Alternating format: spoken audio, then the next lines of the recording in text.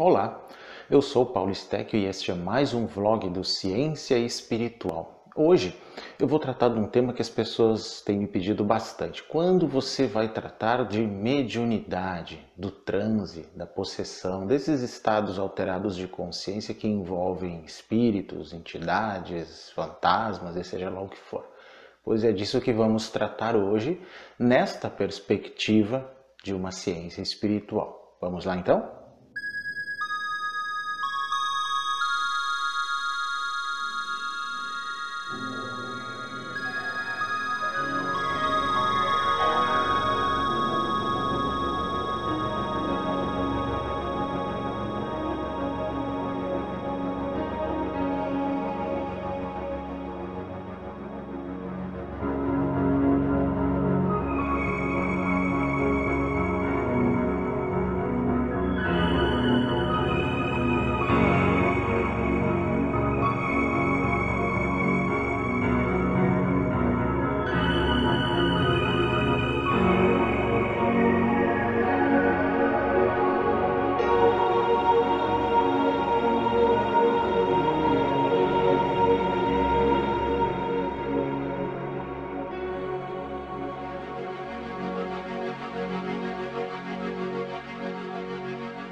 Mediunidade e estados de transe. Bom, o título desse vídeo tem exatamente esse nome, porque mediunidade é um nome técnico, né, de um formato dos estados de transe.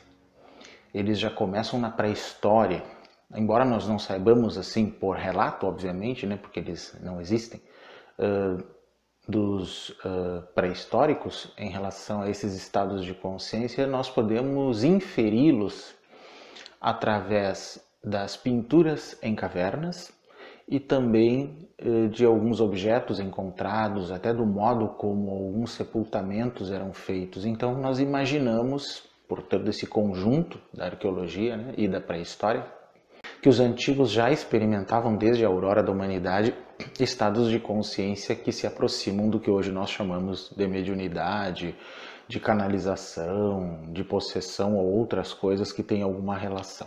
Nós podemos aí incluir a tal viagem xamânica, porque esses estados de transe no passado estão completamente relacionados ao que se chama de xamanismo.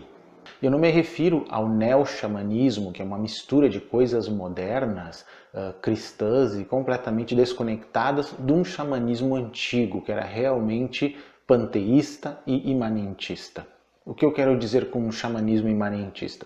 O xamanismo original, na visão dele, qualquer divindade que geralmente é, digamos, imaginada, né, nos cultos xamânicos, ela é imanente a tudo, ela permeia tudo. O panteísmo vem daí. Ela não é necessariamente transcendente a tudo, ela não é uma divindade que é um outro que está além do ser humano, mas é algo no qual o ser humano é integrado. Muito da visão neo-xamânica hoje não é assim, ela é transcendentalista, é uma outra forma de teísmo moderno, então não poderia ser chamado de xamanismo a rigor. Se vocês quiserem confirmar isso, basta lerem os famosos livros de Mircea Eliade, que eu citei no vídeo anterior, sobre xamanismo, e existem muitos. Algumas coisas de outros autores também, mas esse é bastante adequado para se entender esse ponto, essa pequena digressão que eu fiz na questão aqui. E nesse sentido, a viagem xamânica, no qual então entro no assunto de mediunidade do transe, seria um outro estado de consciência diferente da vigília, diferente do sonho, diferente do sono sem sonhos, né, o sono mais profundo, diferente do estado meditativo. Então seria, digamos, uma quinta coisa, porque é muito diferente de qualquer uma dessas quatro que eu falei antes. Porque aqui nós temos o quê? Uma aparente dissociação da personalidade do xamã, do médium, do sensitivo, do vidente, seja que nome se dê em cada cultura, ou do oráculo, como se diz no Tibete, e ele passa a comunicar algo que viria por uma outra consciência.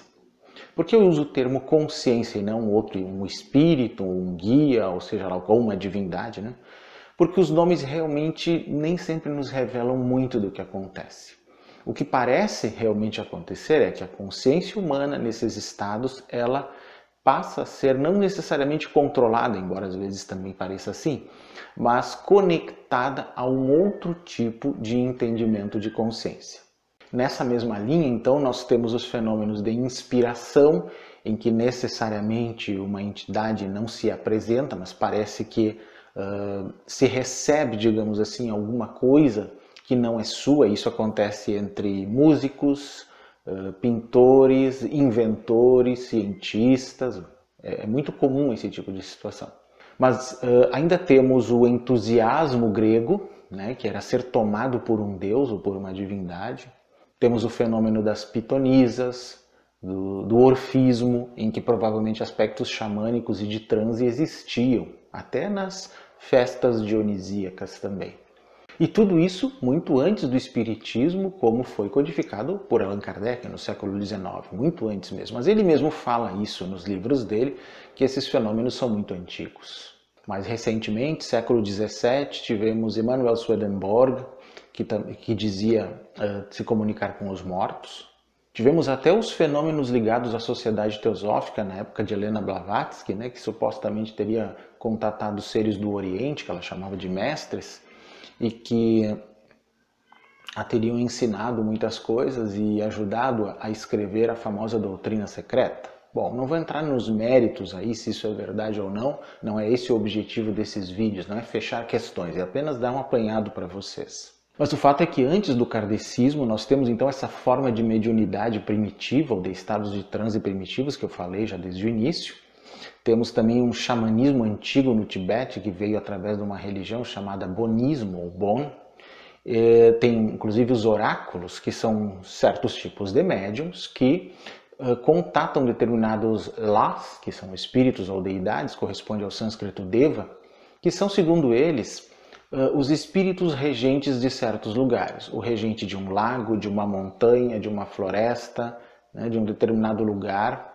Esses seres, eles podem ser contatados por esses oráculos tibetanos, que são pessoas que já nascem com um karma afortunado, como se diz lá, com essa capacidade de, digamos, contatar os outros reinos de existência. Não apenas os 6 reinos, que eu até falei no vídeo anterior sobre o livro dos mortos tibetano, mas os reinos da forma e da não forma, que são reinos ainda mais elevados. Inclusive, no caso dos reinos da não forma, eu teci uma teoria de que, como esses seres do reino da não forma não possuem um corpo, não possuem corpo físico, nem energético, nem plasmático, nem de nenhum tipo, mas existe consciência neles, um certo número de entidades que se aproximam através do fenômeno chamado canalização, ou channeling em inglês, dizem ser desta natureza, ou seja, eles dizem que eles são de uma dimensão em que eles não possuem corpo, não possuem um nome, não possuem nem corpo energético, mas eles estão vivos, eles têm consciência. Ou seja, isso se aproxima 100% da descrição dos reinos sem forma. E obviamente que se nós formos analisar isso numa perspectiva além do próprio budismo, obviamente que não vamos ficar apenas nessa visão, considerando que exista realmente no universo um certo número de consciências invisíveis que nós não temos acesso normalmente, elas podem se manifestar ou se contatar conosco de várias formas. E isso pode ter influenciado muitas religiões ou tradições espirituais diferentes de maneiras que a gente nem imagina. Por isso que nós encontramos alguns fenômenos que têm alguma natureza mediúnica em praticamente todas as grandes religiões. Se vocês consultarem o Antigo Testamento da Bíblia, por exemplo, verão que naquela época antiga, no período principalmente dos reinos de Israel e Judá, se consultava determinados videntes para contatar os mortos. Isso até foi proibido depois de um dado momento. Como eu disse, no budismo também isso acontece, não só no caso do budismo tibetano, mas também no Sudeste Asiático inteiro, em que o budismo, que tem mais uma pegada Theravada ou uma pegada Zen, né, ele se misturou com práticas xamânicas da região, que são muito antigas. Então isso é bastante tolerado dentro do que se chama de budismo popular. Nesse sentido, eu também arriscaria dizer que no Theravada do Sudeste Asiático e no Mahayana do Tibete, da China, assim como o cristianismo popular ou o catolicismo popular permite pelo menos o culto aos santos, de um modo muito intenso, ali também se tolera uma espécie de culto aos processos mediúnicos, digamos assim. Mas, de qualquer forma, é com o fenômeno do espiritismo, que começa em 1860, que então o fenômeno mediunidade começa a ser falado de modo técnico. Na verdade, existe um movimento mediúnico um pouco mais antigo do que o próprio kardecismo, que nasceu em 1860, e esse outro nasceu em 1848, portanto 12 anos antes, que é chamado espiritualismo. Num e-book sobre mediunidade e canalização que eu preparei o ano passado, tem um trecho que fala exatamente sobre esses dois formatos de mediunidade. O espiritualismo, então, surgido em 1848, é um movimento religioso baseado na crença de que os espíritos dos mortos existem e têm tanto a habilidade quanto a inclinação para se comunicar conosco. A vida após a morte, ou o mundo espiritual, é visto pelos espiritualistas não como um lugar estático, mas como um lugar em que os espíritos continuam a evoluir. Por isso, os espíritos mais evoluídos, ou os guias espirituais, como se chamam, são capazes de fornecer conhecimento útil sobre questões morais e éticas, bem como sobre a natureza, por exemplo, de Deus e outras coisas mais que a gente queira saber. Nem todos os grupos ou igrejas espiritualistas dão ênfase à noção de reencarnação, por exemplo, pois muitos acreditam que os espíritos continuam evoluindo após a morte, não só quando vivos, sem a necessidade de reencarnar, mas uma parcela dos espiritualistas acredita na reencarnação. Acredito que muita gente nem sabia disso, né? Primeiro, que existe um outro tipo de espiritismo chamado espiritualismo, que nasceu 12 anos antes do espiritismo de Kardec. O espiritismo de Kardec inicialmente então na França, depois no Brasil ele encontrou um solo fértil e hoje o Brasil é o maior país espírita kardecista do mundo. Mas o espiritualismo, que é a versão norte-americana, que nasceu então por volta de 1848, ele frutificou nos Estados Unidos, no Canadá, em todo o Reino Unido, em outras partes da Europa, na África do Sul, e ali a visão espírita que eles têm é a do espiritualismo. Tanto que o espiritualismo ele não é organizado em centros, né, como no caso do espiritismo, que é centro espírita, e sim em churches, igrejas, né, traduzindo para o português, igrejas espiritualistas. Só para vocês terem uma ideia, entre a década de 20 e 30, só no Reino Unido existiam mais de 250 mil espiritualistas, só no Reino Unido.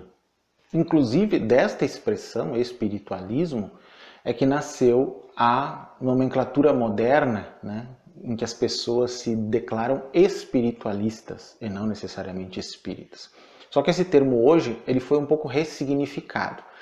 Não significa que as pessoas participam das churches, né, ou igrejas espiritualistas, não tem nada. Muitos no Brasil nem sabem que isso existe, por incrível que pareça. Mas significa que elas se consideram pessoas que têm espiritualidade, mas não seguem formalmente uma religião, seja espírita ou qualquer outra. E muitas também se definem como espiritualistas universalistas. Ou seja, eles se baseiam em elementos de várias tradições religiosas na sua prática. Mas assim, a rigor, espiritualismo é um ramo de mediunidade espírita e hoje se refere a outras coisas que incluem isso também, obviamente.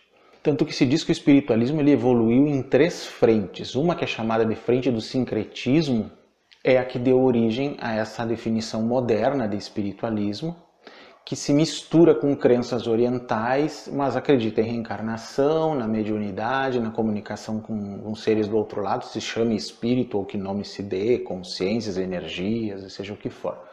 Esse é o primeiro tipo de desenvolvimento que o espiritualismo teve. Muitas vezes ele flerta com o que se chama de nova era e faz uma mistura bastante complicada, em que as pessoas já não têm nenhum critério do que estão recebendo, do que estão contatando, do que estão dizendo ou escrevendo através do seu processo mediúnico. E então é necessário separar o joio do trigo, obviamente. Um segundo desenvolvimento do espiritualismo, então, depois do sincretismo, foi exatamente as igrejas espiritualistas, né? As churches que eu falei, que são milhares no mundo hoje, que daí é um movimento bem específico. E um terceiro desenvolvimento dentro desse espiritualismo é o da pesquisa psíquica ou científica, em que aí muitos desses espiritualistas passaram a fazer experimentos, né? Para, digamos, chegar a alguma conclusão verificável, palpável da mediunidade. O fato é que a mediunidade é um ponto em comum entre espiritualistas e espíritas. E no Brasil ainda temos, além do espírita, que é kardecista, muitos se definem como espíritas umbandistas, por exemplo, Outros se negam a chamar a Umbanda de um tipo de espiritismo, mas aí são questões mais ideológicas realmente. Mas na estrutura, se nós formos assim rigorosos, a Umbanda é espiritismo, não há dúvida nenhuma. Ela pode até não ser kardecista e não é, nesse sentido, mas ela tem talvez se aproxime mais do espiritualismo nesse sentido, até porque é mais universalista em muitos aspectos, né? Então eu preferiria chamá-la de uma forma de espiritualismo, né? Então, talvez se alguns umbandistas têm dificuldade de chamarem de espíritas umbandistas, poderiam se chamar de espiritualistas umbandistas, poderia ser também, seria mais lógico. Mas de qualquer forma, a mediunidade pode ser dividida em dois tipos, a mediunidade mental e a mediunidade física. É bem simples, a mediunidade mental é apenas um processo de ouvir, de escrever, de sintonizar alguma coisa, né, que lhe é passada pela consciência e então transcrever isso ou por fala, chamada psicofonia. E a mediunidade física é quando existem os chamados efeitos físicos, como levitação, movimentação de objetos, materializações ou coisas do gênero, que aliás são cada vez mais raras hoje em dia. O que nos permite dizer, provavelmente, que uma grande parte desses fenômenos eram fraudulentos. Eu mesmo, muitos anos atrás, eu acho que devem fazer quase 25 anos ou mais, participava de uma casa que fazia essas supostas materializações. E como me foi permitido investigar um pouco o que acontecia, eu consegui provar que as materializações eram uma fraude. E que as tais flores que apareciam numa sala em que supostamente só uma pessoa tinha a chave, que depois descobri que não era só ela que tinha a chave, vinham do jardim logo do outro lado, e a única coisa que separava as flores daquele jardim da sala onde se materializavam tais flores era uma janela. Mas tanto mediunidade quanto canalização são fenômenos antigos. Bom, eu falei que a mediunidade, então, é a forma dentro do espiritismo e também do espiritualismo de se passar por um processo de transe. Então, o médium, ele pode ter vários graus de consciência nesse processo. Alguns ficam inconscientes, outros semiconscientes, muitos ficam conscientes, eu acho inclusive que a maioria, pela minha experiência e investigação. E a partir disso eles entram em contato, sejam com falecidos ou outros tipos de entidades, né? Varia de acordo com cada tradição. Aqui, por exemplo, então, no kardecismo geralmente são espíritos, ou sofredores ou espíritos de luz. No caso da Umbanda, e mesmo que se fale que são vários tipos de entidades, caboclos, pretos velhos, uzerês, exus e outros tipos, na verdade, a rigor, se é Umbanda, todos eles são espíritos, da mesma categoria dos espíritos do espiritismo kardecista, só que usam uma roupagem. Então, nesse sentido que eu digo que a Umbanda é tão espírita quanto o kardecismo. Mas pode usar o termo de espiritualismo também. Mas em outros lugares se pode sintonizar outros tipos. Por exemplo, como eu falei, no Tibete, por exemplo, é um deus de uma montanha, de um lago, né? Determinadas deidades, até de origem indiana, podem ser sintonizadas nesses processos, tanto no Tibete quanto no Sudeste Asiático. E o que nós chamamos de canalização, que é um desenvolvimento a partir do espiritualismo norte-americano, é um processo mediúnico mais leve. Ele não é muito conectado a uma ideia de inconsciência, mas é mais de consciência. É um processo leve, muito mais próximo da inspiração do que de um transe de fato. Mas vários tipos de obras que vocês talvez nem sonhem se considera que foram canalizadas ou vieram por via mediúnica. Vou ler uma lista que eu tenho aqui no meu e-book sobre o tema, para vocês terem uma ideia. Por exemplo, se diz que o livro dos mandamentos, chamado Doutrina e Convênios, nas edições mais antigas, que foi escrito por Joseph Smith Jr. entre 1828 e 1844, teria sido canalizado de alguma forma. Ah, isso é uma obra mórmon? Sim, é uma obra mórmon. Entre 1880 e 1881, a Bíblia WASP, por escrita automática por John Ballow Newbrough. De 1900 em diante, a tradição cósmica de Max Thion e Alma Thion. Em 1904, o famoso livro da lei de Aleister Crowley. De 1913 a 1918, Em Direção à Luz, por Johann Egerskov e publicado por Michael Egerskov. De 1953 a 71, até Deus teria sido mediunizado ou canalizado por Eileen Carey. Seth por Jane Roberts entre 1963 e 1984.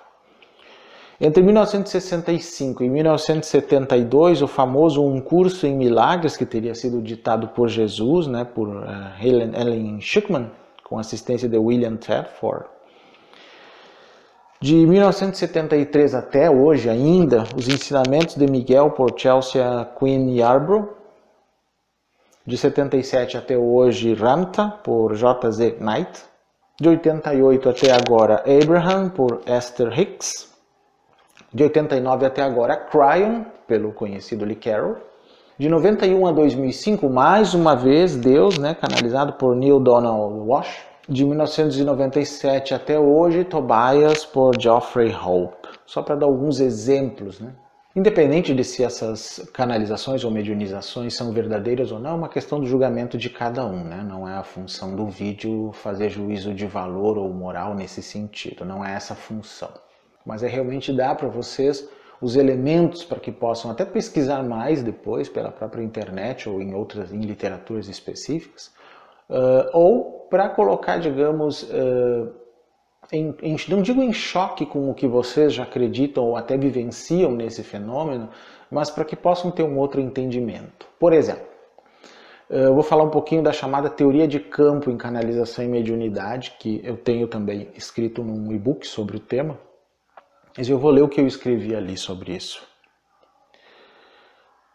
Nós humanos podemos captar em nossa consciência como um certo espectro de frequências, onde fluem outras consciências, sejam humanas ou não, desencarnadas ou não. E isso até os tibetanos acreditam quando dizem que determinados videntes, né, podem acessar os 6 reinos de existência e os outros 2 domínios, que são o domínio da forma e o domínio da não forma. Então, se eles acreditam que tem pessoas que são chamadas então de médiums nesse sentido, é porque eles acreditam que nesses lugares existem outras consciências. O próprio budismo acredita que existem muitos mundos habitados e muitos tipos de manifestação da consciência nesses mundos ou universos paralelos. Eles são chamados de loka em sânscrito. Corresponde então à nossa noção de local mesmo, né? Um plano, um lugar específico circunscrito, que não precisa necessariamente ser um planeta, pode ser uma dimensão. O fenômeno que chamamos de mediunidade ou canalização é uma ampliação deste espectro no tocante à percepção consciente das energias que o habitam. De fato, há um século, nos referíamos com o termo espírito ao que hoje se acostumou a chamar no Brasil de entidade, e no mundo da nova espiritualidade de energia, consciência ou mônada, dependendo do caso. O termo espírito traz em sua etimologia a noção de sopro, vento. Entidade traz a noção de um ser, uma unidade de vida, mas o termo consciência talvez seja o mais adequado atualmente, pois traz a noção de um ser encarnado ou não, com corpo ou não, como eu falei, que possui a propriedade de autorreferência, de se perceber como alguém no universo, independente de ter um corpo físico ou não, de um dia ter sido encarnado, né, ou não, ter sido vivo ou não. A partir das pesquisas do cientista britânico Rupert Sheldrake, na década de 1980, o conceito de campo mórfico ou morfogenético se somou ao antigo conceito de campo usado em física, incluindo-lhe um aspecto biológico e de consciência. Em física, um campo é uma grandeza física associada ao espaço, onde o valor que pode ser medido da sua intensidade se designa intensidade do campo e define-se classicamente como a força por unidade de carga. Assim, campo representa o módulo da força que atua sobre a unidade de carga em cada ponto de espaço. Muito bem. Usando esta definição, um campo de consciência poderia ser teorizado como sendo uma grandeza de autopercepção relativa, podendo chegar à completa autorreferência associado ao espaço mental do qual participam várias consciências em vários níveis, planos ou dimensões. Este campo teria uma intensidade, uma força de ação de consciência, podendo influenciar e ser influenciado por consciências de qualquer tipo e origem. Baseando-nos no que dizem diversos especialistas em consciência, espiritualistas ou não, a consciência funciona em 2 frentes ou campos. Um campo pessoal ou individual de consciência, restrito ao corpo físico, mente, emoções e psique do próprio indivíduo. E um campo coletivo de consciência, envolvendo a ação de vários campos pessoais em modo integrado, conectado e pareado, de modo que uns influenciam os demais. Esse campo seria bastante sistêmico, portanto. Na verdade, existiria a sistêmica do corpo, né, no primeiro caso, e uma sistêmica coletiva mesmo. São dois tipos de processamentos de consciência. Nesta nova percepção, entendemos o universo como pleno de consciências de todos os tipos habitando planetas, dimensões e universos paralelos. Cada tipo com suas especialidades, seus campos de influência, a maior parte desses tipos não sendo sequer compreendida minimamente por nós, por nem sabermos de sua existência e nem os podermos localizar no espaço multidimensional. Então, quando canalizamos ou usamos o processo da mediunidade, é possível que estejamos a contatar vários tipos de consciências. Algumas podem sim ter habitado o nosso planeta, recentemente ou há muito tempo. Podem ser consciências que um dia habitaram corpos de ancestrais nossos, os falecidos. Podem ser consciências elevadas, espíritos de luz ou consciências de outros planetas, outros planos e de universos paralelos, os chamados seres cósmicos ou consciências cósmicas, ou aqueles, como eu disse, dos chamados domínios da não-forma. Algumas podem nos beneficiar ou serem neutras e outras até nos prejudicar. Outras podem ser formas pensamento geradas pelo médium ou canalizador ou por pessoas que ele atende e que se manifestam como se fossem entidades. Podem ser vibrações sentidas pelo médium ou canalizador e interpretadas como entidades, mas que são apenas padrões energéticos captados a partir da aura de uma pessoa que é atendida ou de alguém presente.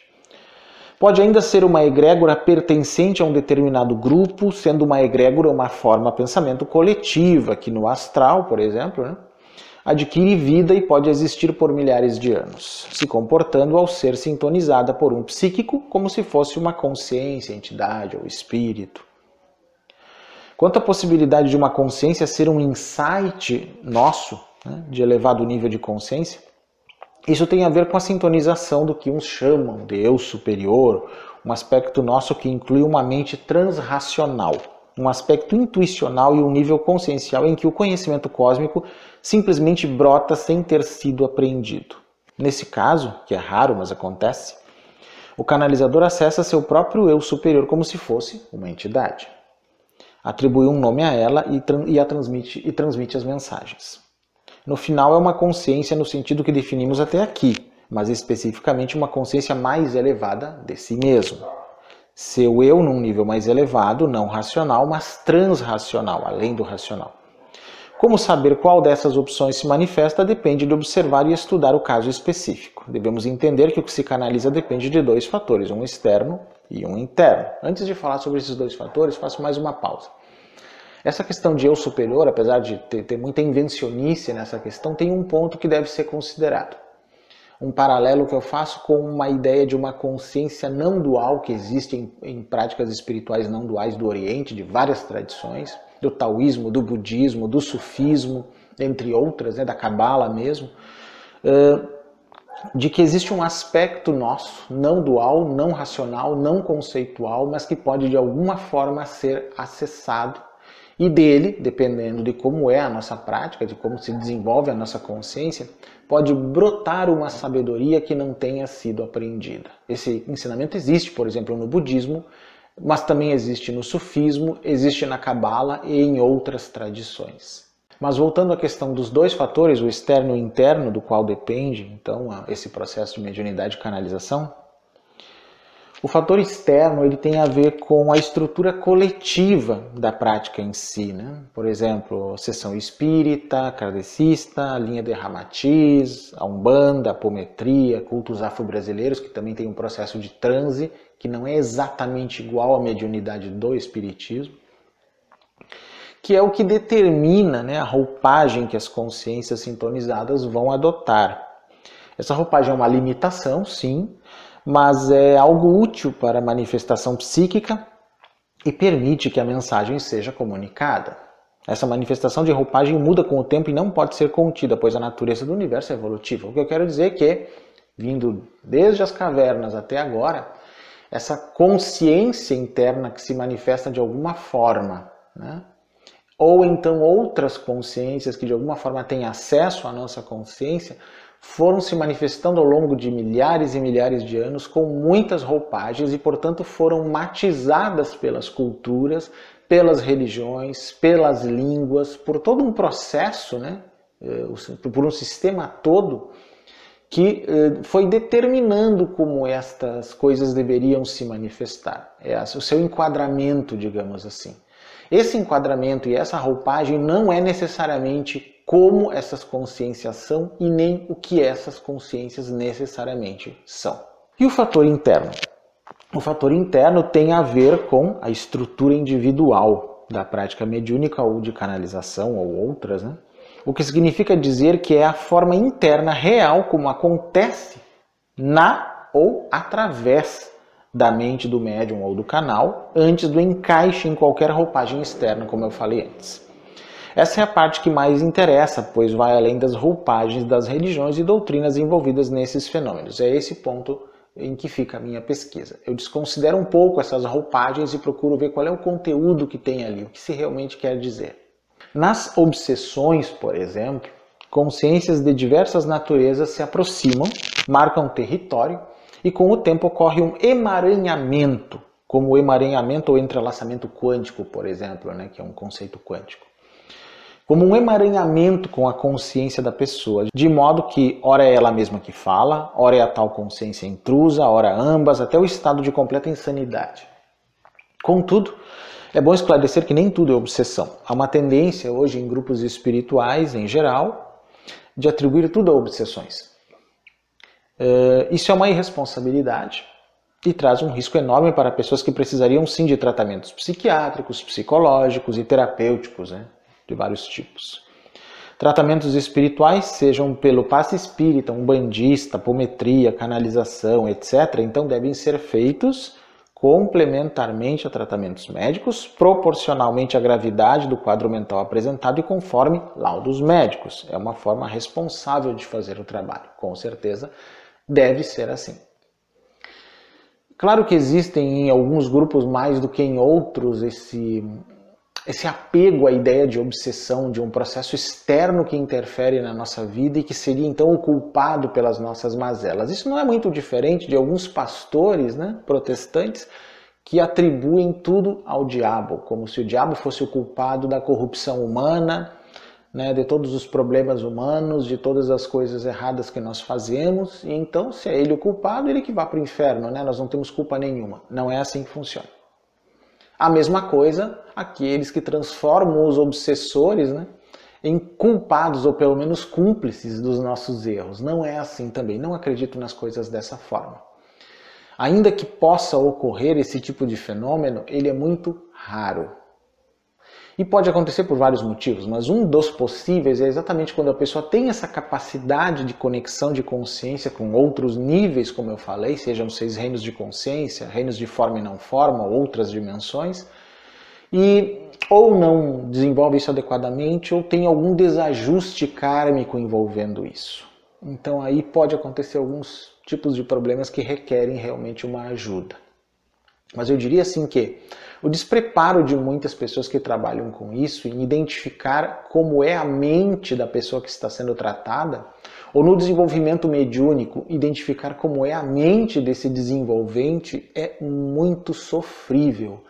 Não existe um real estudo da mente humana nesses desenvolvimentos mediúnicos e é algo que é deplorável. Então eu vejo sendo atribuído a questões mediúnicas certas situações que são nitidamente um transtorno mental. Isso eu já vi pessoalmente e sempre que posso me posiciono contra.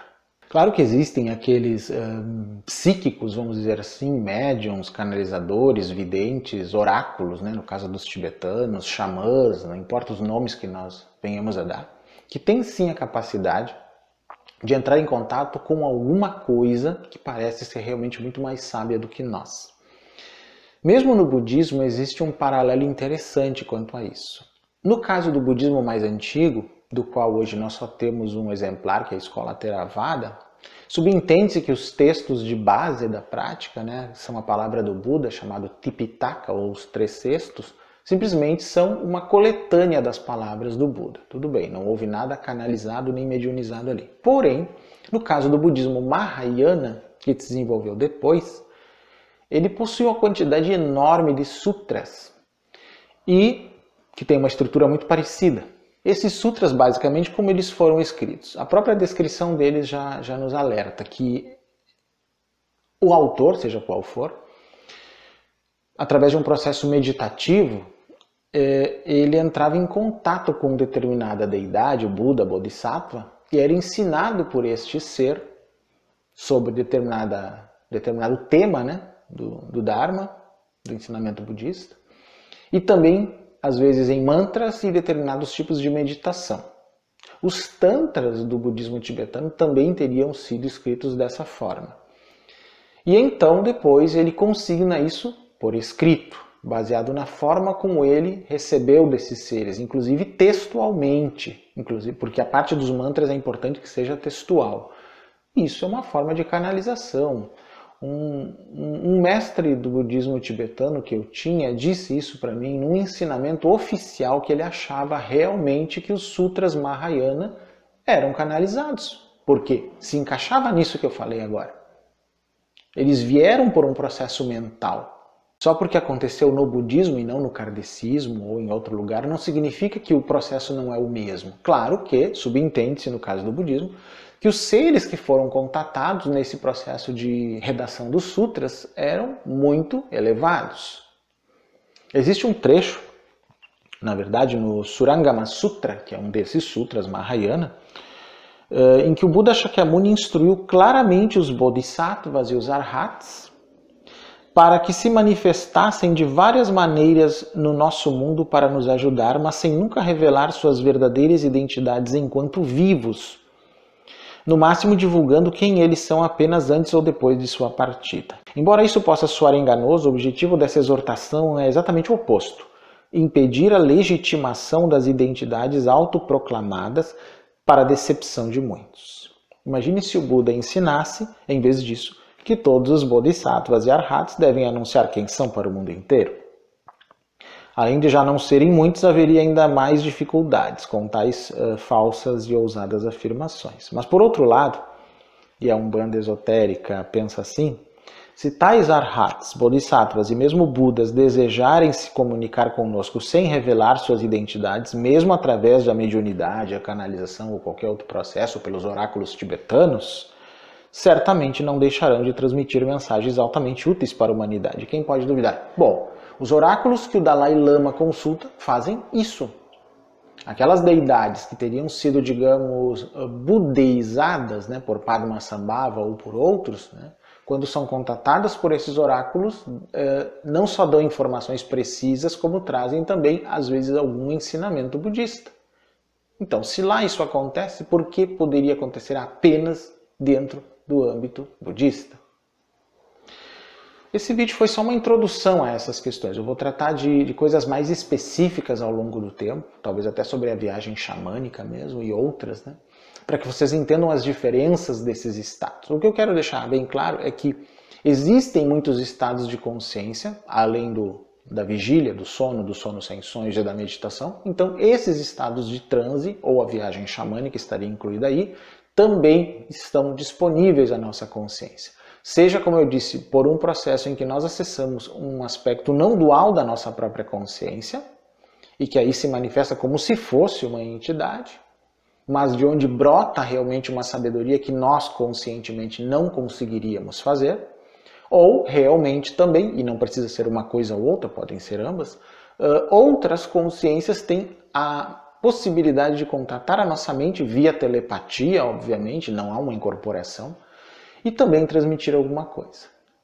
Em relação à incorporação, as pessoas me perguntam muito se eu acredito nisso, eu digo que tenho bastante dificuldade em acreditar em incorporação e em inconsciência. Eu já tenho uma experiência bastante grande, né, de prática dessas coisas e de observação e pesquisa nelas, mais ou menos desde, puxa vida, uns 40 anos já. E digo para vocês que não acredito muito em incorporação e não acredito muito em inconsciência. Eu acredito que o processo é consciente na maior parte das vezes e o que acontece é uma conexão telepática. Então, isso sim faz sentido para mim. Mas, claro que respeito as opiniões em contrário, né? O meu objetivo aqui não é ser o dono da verdade nem provar nada para vocês. Mas é, digamos assim, o que eu deduzo a partir desses 40 anos de experiência com esses fenômenos todos. E claro, vocês podem mandar as críticas sobre isso e sobre outros vídeos também, mandando perguntas, sugestões, considerações. Tem algumas pessoas que sempre fazem comentários aos meus vídeos, independente, né, se são favoráveis ou não, mas sempre são muito cordiais e alguns são até muito profundos, e eu agradeço muito isso a vocês, porque esse é o objetivo desse trabalho. Então esse trabalho vai se desenvolvendo, vai crescendo à medida que vocês vão interagindo com ele. Esse vídeo mesmo, ele nasceu de algumas dúvidas de vários espectadores dos nossos vídeos, né? E eu fui incluindo isso na pauta aqui para poder responder, né, por tabela para eles algumas coisas, algumas dúvidas que ficaram no ar. Espero que tenham gostado. Se gostaram, curtam o vídeo, se inscrevam no canal, compartilhem o vídeo, né, o canal também, para as pessoas que vocês gostam e que se interessam por esses assuntos. E na próxima semana eu retorno com mais um tema muito interessante sugerido por vocês. Até lá então!